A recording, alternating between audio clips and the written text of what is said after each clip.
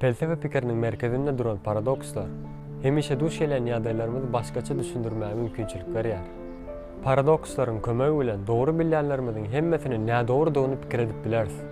Biziň eramyzdan 5-nji asyrda duran paradoks düşünjesine düşünmek gaty kyn bolsa-da, aslında gaty ýöneki kesitlemesi bardyr.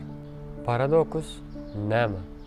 Umumy düşünjemizde gapmagarçylyklary döredýän we hakykatdygyny ananýan zatlarymyza şüphe döretýän çylşyrymly ýagdaýa paradoks diýilýär. İlki başta doğru we mantykly ýol bolup görünse-de, gapmagarçylykda birden köp gapmagarçy netije çykýar.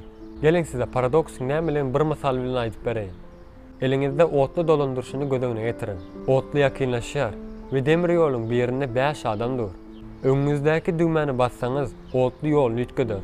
Şeýle-de bolsa, beýleki demir ýoly seretseňiz, ol ýerde bir adamyň hem bardygyny görersiňiz.